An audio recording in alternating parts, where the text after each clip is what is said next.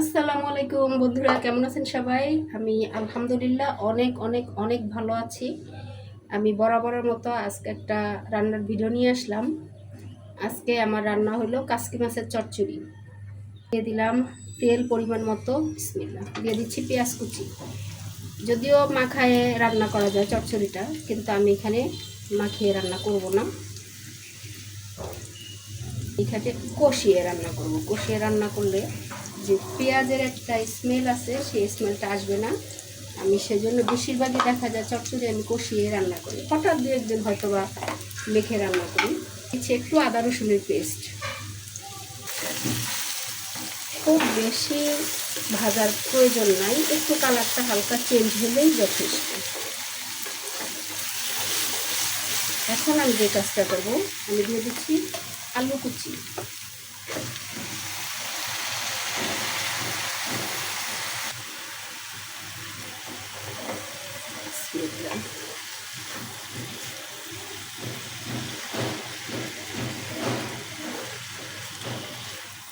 এভাবে কষিয়ে রান্না করলে পেঁয়াজের যে একটা কাঁচা কাঁচা স্মেল, ওটা থাকে না। আর যেটা সত্যি কথা, আমার কাছে পেঁয়াজের কাঁচা স্মেলের কোনো কিছু ভালো লাগে না। তা আমি মেখে খুব কমই রান্না করি। আমি বেশিরভাগ সব কিছুই কষিয়ে কষিয়ে রান্না করি। এখন দিয়ে দিব টমেটো।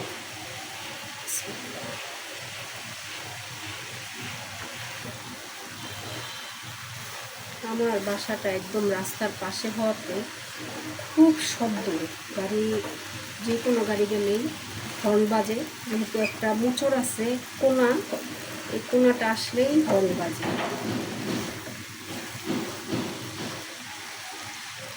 দিয়ে দিচ্ছি কাঁচামরিচ কাটা,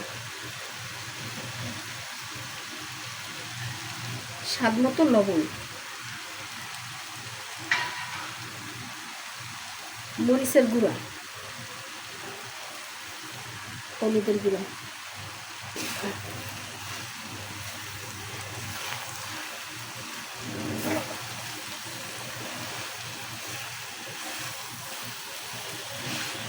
তবে আমি একটু কষিয়ে নিয়ে তারপরে ঝোল দিব আর কি। তরকারির জন্য যে ঝোলটা দেওয়ার দরকার সেটা দিব।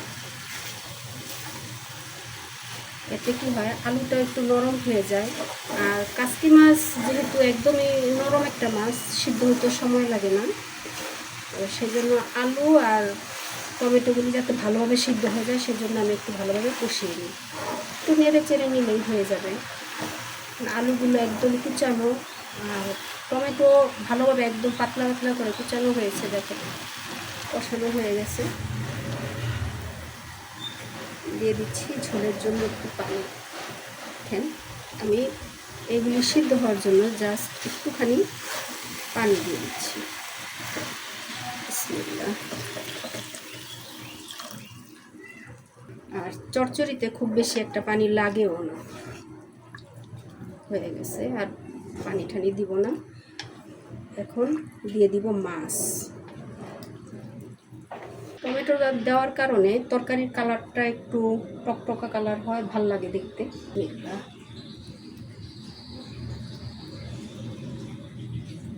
এখন একটু হালকা করে নেড়ে দেই, নেড়ে একদম ঢাকনা দিয়ে দিব।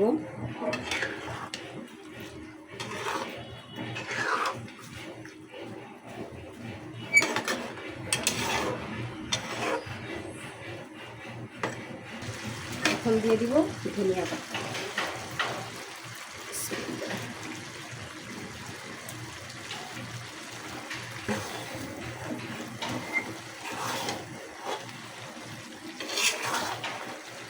বেগুন দিয়ে চচ্চড়ি করলে চচ্চড়িটা খেতে বেশি ভালো লাগে, কিন্তু আমাদের তো অনেক অ্যালার্জি বেগুনে, সেই জন্য বেগুনটা ওভাবে খেতে পারি না বা খাইও না। যেটা ক্ষতি করে সে জিনিসটা না খাওয়াটাই বেটার।